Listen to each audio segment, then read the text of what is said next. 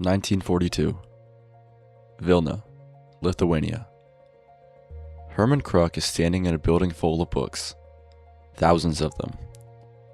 Manuscripts hundreds of years old, diaries of people long dead, letters, artworks, documents, the entire written memory of a civilization, stacked floor to ceiling around him. A Nazi guard is watching him work. His job, the job the Nazis gave him, is to sort through them, decide which ones get sent to Germany, and destroy everything else. He picks up a manuscript, looks at it, looks at the guard, and then he makes a decision that will define the rest of his life. He slides it under his coat. To understand what Kruk was trying to save, you need to understand what Vilna was. Before the war, Vilna was one of the most extraordinary cities in the world. It had been a center of Jewish learning, culture, and intellectual life for over 500 years. Scholars came from across Europe to study there. Writers, poets, philosophers, the greatest Jewish minds of the age called Vilna home. It was known throughout the world by one name: the Jerusalem of Lithuania. At the heart of this world was an institution called YIVO, the Yiddish Scientific Institute. Founded in 1925, YIVO had spent decades collecting and preserving the written record of Jewish life in Eastern Europe. Books, manuscripts, diaries, letters, artwork, music. Hundreds of thousands of items representing centuries of a culture's memory. It was one of the most important archives in the world, and in 1941, when the German army marched into Vilna, it immediately became a target. The Nazis had a policy. They called it cultural plunder. Across occupied Europe, specially trained units moved systematically through cities, cataloging and seizing libraries, archives, museums, and private collections. Some items were earmarked for Hitler's planned museum. Others were sent to German universities. Everything else was to be destroyed. YIVO was on their list. In 1942, Herman Kruk received an order. Kruk was not just any librarian.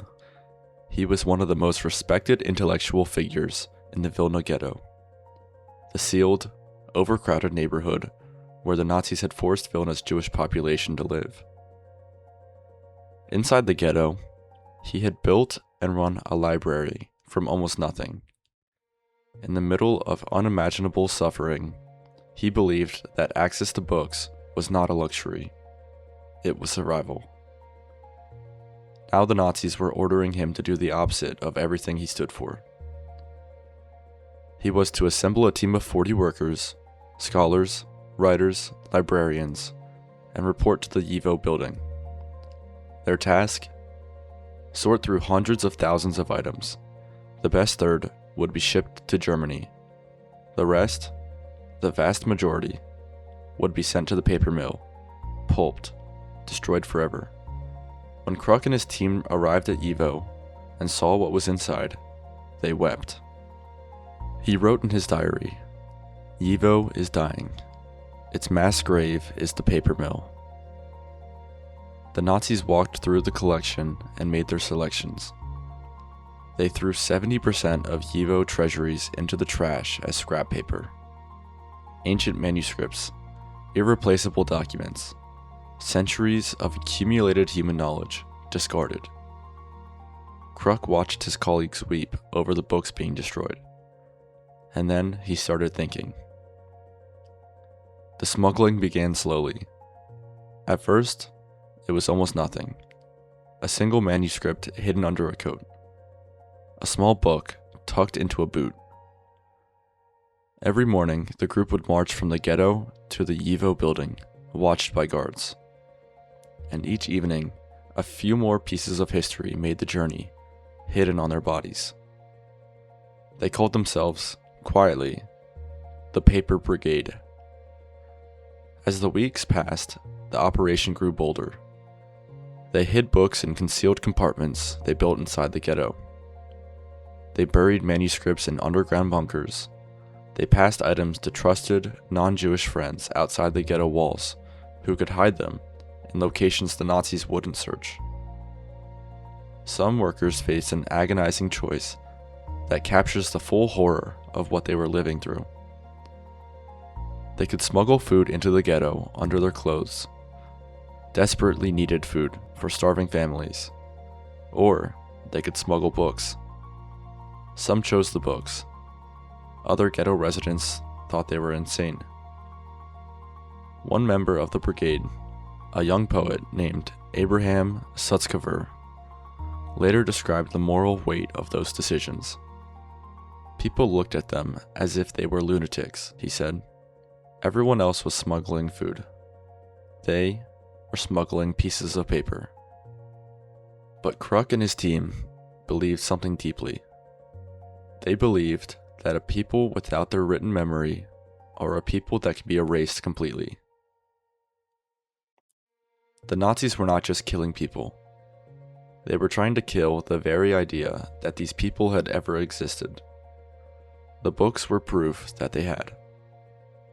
Among the items they managed to save, the handwritten diaries of Theodor Herzl, letters from some of the greatest Jewish writers of the century, an 18th century manuscript from one of the most revered scholars in Jewish history, a sculpture, paintings, Torah scrolls, 200 of them, hidden in a single bunker. Each one carried out past the guards, one at a time, every single day. In September 1943, the Nazis liquidated the Vilna ghetto. The remaining Jewish population was deported. Some were sent directly to death camps. Hermann Kruk was sent to a slave labor camp in Estonia called Kluga. He kept writing.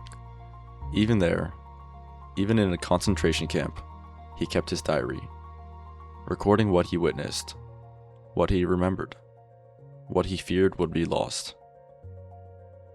On September 18th, 1944, one day before the Red Army arrived to liberate the camp, the Nazis executed the prisoners at Kluga. Hermann Kruk was 47 years old. Most of the Paper Brigade did not survive. Most of the 40 men and women who had risked their lives to save those books were murdered. And yet, the books survived. Hidden in bunkers, buried under floors, tucked into walls across Vilna, the items the Paper Brigade had smuggled out began to be recovered after the war. Survivors returned. Lithuanian neighbors came forward with things they had been safeguarding. Cache after cache was discovered, some as late as the 1990s. The recovered materials were eventually brought to New York, where the YIVO had reestablished itself during the war. Today, YIVO's collection in New York represents the largest archive of Jewish life in Eastern Europe in the world. The books that Hermann Kruk and his colleagues saved, the ones they carried out past guards, hidden under their coats, one at a time, are still there, still read, still studied, still proof that a civilization existed. There's one more thing. When Hermann Kruk was deported from Vilna to the labor camp in Estonia, he buried his diary. He buried it in the ground, the record of everything he had witnessed, everything he had thought, everything he had felt during those years in the ghetto. He buried it, knowing he might not survive to dig it up himself. Part of that diary was recovered after the war. It was published.